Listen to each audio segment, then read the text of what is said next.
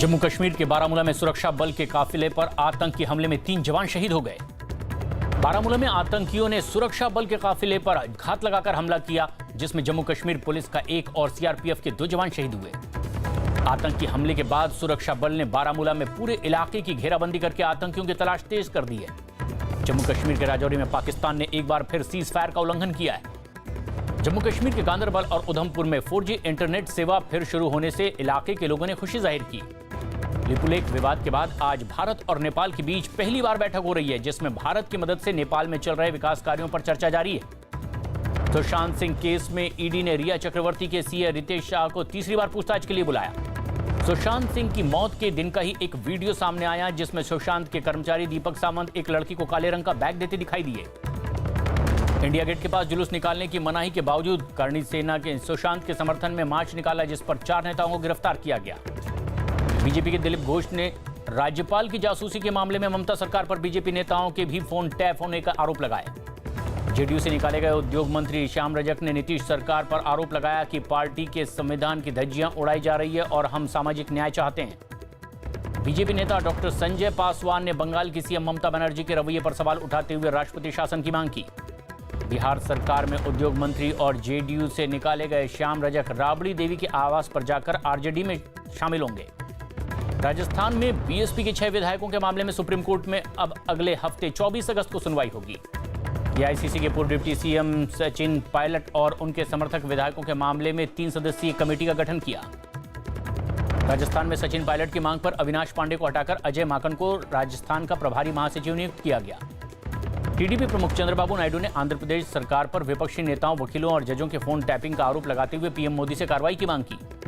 देश में पिछले 24 घंटों में कोरोना के 57,981 नए मामले सामने आए हैं। देश में कोरोना के मरीजों का आंकड़ा बढ़कर के 26,47,000 के पार हो गया है। देश में कोरोना से होने वाली मौत का आंकड़ा बढ़कर के 50,921 हो गया है। भारत में 200 दिनों में कोरोना के 26 लाख से ज्यादा मामले सामने आए हैं। देश में अब तक 3 करोड़ से ज्यादा लोगों की कोरोना जांच हो चुकी है। एनसीपी अध्यक्ष शरद पवार की सुरक्षा में तैनात 2 पुलिसकर्मी कोरोना पॉजिटिव पाए गए। टीएमसी विधायक चमरेश दास का कोरोना के इलाज के दौरान अस्पताल में निधन हो गया। महाराष्ट्र के पूर्व मुख्यमंत्री नारायण राणे के बेटे नीलेश राणे कोरोना पॉजिटिव होने के बाद सेल्फ आइसोलेशन में गए। मिजोरम में कोरोना फैलाने की वजह से राजधानी आइजोल में 4 दिन का लॉकडाउन लगा दिया गया है। नीतीश सरकार कोरोना के बढ़ते मामलों को देखते हुए बिहार में 16 अगस्त तक लागू लॉकडाउन की मियाद आगे बढ़ा सकती है। कोरोना के बढ़ते मामलों की वजह से चीफ जस्टिस ने high court, Allahabad high court की प्रमुख पीठ और लखनऊ बेंच 17 से 19 अगस्त तक बंद रखने का फैसला किया है। वैज्ञानिकों ने आने वाली सर्दियों में कोरोना और फ्लू से डबल महामारी के खतरे की चेतावनी जारी की है। आरजेडी नेता तेज प्रताप यादव ने केंद्र सरकार पर तंज कसते हुए एक ट्वीट में लिखा, हमें आत्मनिर्भर बनना है, लेकिन वैक्सीन रूस बनाएगा। वैष्णो देवी मंदिर रविवार को खोल दिया गया, लेकिन कोरोना के डर से वहां पंडित ना तो टीका लगा रहे हैं और ना ही प्रसाद बांटा जा रहा है। दिल्ली के आर्मी अस्पताल में भर्ती पूर्व राष्ट्रपति प्रणब मुखर्जी की हालत गंभीर बनी हुई है। आरजेडी ने एमएलए महेश्वर प्रसाद, फराज फातमी और प्रेमा चौधरी को 6 साल के लिए पार्टी से बाहर किया है। संसद भवन की एनेक्सी बिल्डिंग की 6ठी मंजिल पर आग लग गई, जिस पर फायर ब्रिगेड की 4 गाड़ियों ने काबू पाया। मध्य प्रदेश की जल संसाधन मंत्री तुलसी सिलावट कोरोना गाइडलाइन को तोड़ने पर कांग्रेस के निशाने पर आ गए। कोरोना के 2187 नए मामले आने के बाद अब बिहार में मरीजों की संख्या 1,00,000 के पार हो गई है। अयोध्या में जल्द ही योगी सरकार जर्जर मंदिरों के अस्तित्व को बचाने के लिए उनकी मरम्मत का काम कराएगी। राम मंदिर निर्माण समिति की दिल्ली में 20 अगस्त को होने वाली बैठक में 70 एकड़ के मास्टर प्लान पर महत्वपूर्ण चर्चा होगी। कोरोना की वजह से इसरो के गगनयान और चंद्रयान 3 मिशन में देरी होने की संभावना है। भारी बारिश और भूस्खलन की वजह से पिथौरागढ़ जिले में बंद 25 सड़कों को सड़क विभाग खोलने की तैयारी में जुटा हुआ है। राहुल गांधी ने ट्वीट कर कानून व्यवस्था के मुद्दे पर योगी सरकार को घेरा और यूपी में जातीय हिंसा का आरोप लगाया। विकास दुबे मामले में सबक लेकर कानपुर रेंज के आईजी मोहित अग्रवाल ने पुलिस कर्मियों को किसी अपराधी के पारिवारिक कार्यक्रम में शिरकत न करने की हिदायत दी। उत्तर प्रदेश के मुरादाबाद में सीबीआई ने यूपी ग्रामीण बैंक के जनरल मैनेजर को रिश्वत लेते रंगे हाथों गिरफ्तार किया। 10 घंटे पूछताछ भी की। यूपी के भदोही की ज्ञानपुर विधानसभा क्षेत्र से एमएलए विजय मिश्रा को 14 दिन की न्यायिक हिरासत में भेजने के बाद अब विधायक को भदोही की नैनी जेल शिफ्ट किया गया है। कानपुर की मेयर प्रमिला पांडे ने स्वच्छता अभियान के तहत सड़क पर गंदगी फैलाने वालों के घर पर डुगडुगी बजाने का फैसला किया है। उत्तर प्रदेश में बीते 24 घंटे के दौरान कोरोना के 4,814 नए मामले सामने आए हैं। कांग्रेस के पीएल पूनिया ने योगी सरकार पर आरोप लगाते हुए कहा कि प्रदेश में पुलिस का डर खत्म हो चुका है। उत्तराखंड के पिथौरागढ़ में भारी बारिश और जमीन खिसकने से टूटे एक पुल को बीआरओ ने फिर से बना दिया।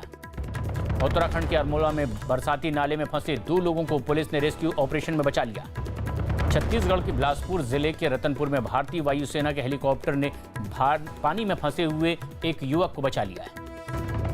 देश भर में बारिश और बाढ़ से 11 राज्यों में अब तक के 868 लोगों की मौत हो चुकी है। केंद्र सरकार की गाइडलाइन के तहत दिल्ली में मुहर्रम के दौरान जुलूस निकालने और गणेश चतुर्थी के दौरान सार्वजनिक मूर्ति स्थापन पर रोक लगी रहेगी। गुजरात के कच्छ में पाकिस्तानी बोट के साथ एक शख्स को बीएसएफ ने पकड़ लिया है। गुजरात में अहमदाबाद वडोदरा नेशनल हाईवे पर 2 गाड़ियों की टक्कर में 5 लोगों की मौत हो गई है। गुजरात के भरूच में भारी बारिश के बीच थोक सब्जी मंडी में आग लगने से 10 से ज्यादा दुकानों का सामान जल गया। ओडिशा के भद्रक में एक ट्रक में अचानक आग लग गई।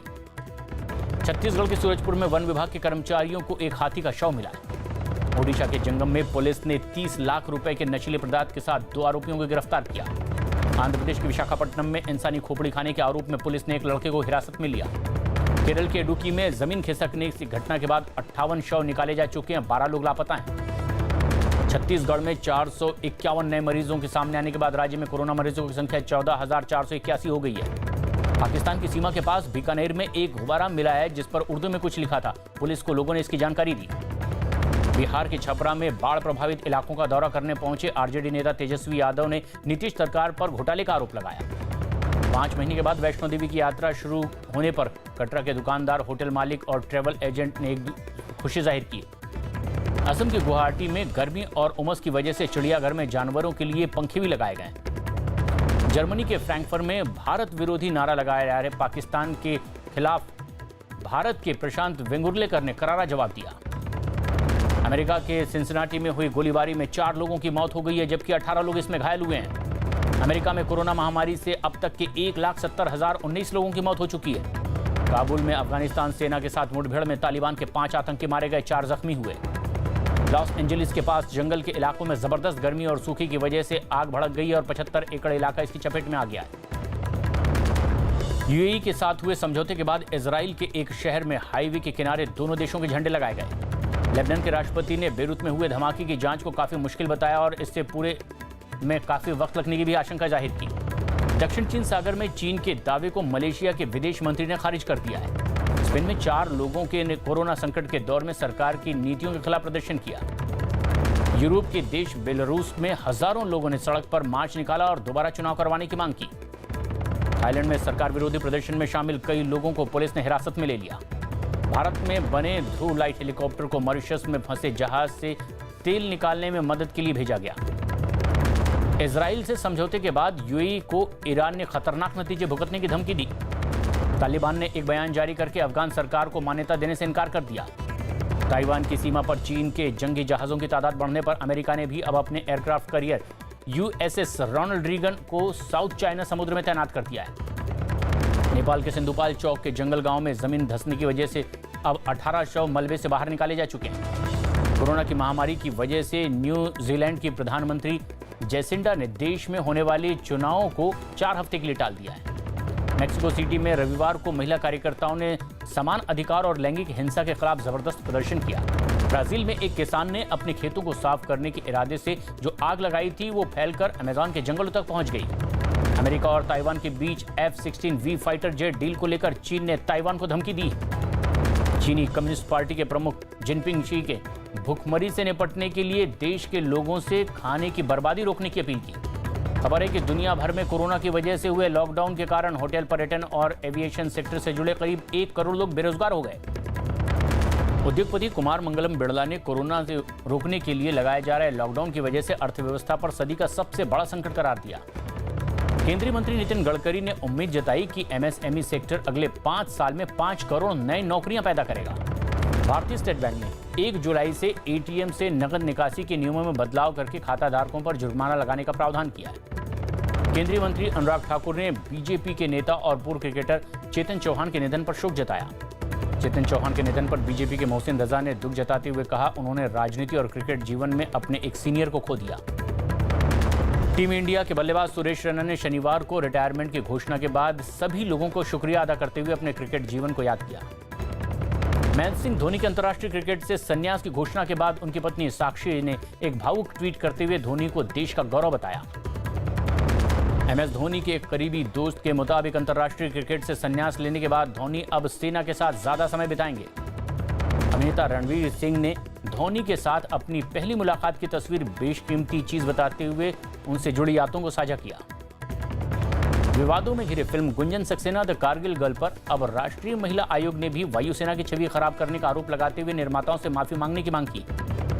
वायुसेना के रिटायर्ड कमांडर ने फिल्म गुंजन सक्सेना पर निशाना साधते हुए कहा कि करण जौहर झूठ फैला रहे हैं। खबर है कि संजय लीला भंसाली, आलिया भट्ट और रणबीर कपूर को लेकर फिल्म शुरू कर सकते हैं और इसी सिलसिले में भंसाली के ऑफिस में तीनों की मुलाकात हुई। अमिताभ बच्चन ने अपने ब्लॉग पर सफाई देते हुए कहा है कि वो किसी प्लानिंग के तहत नहीं लिखते, बल्कि दिमाग में जो अचानक आता है वो लिख देते हैं।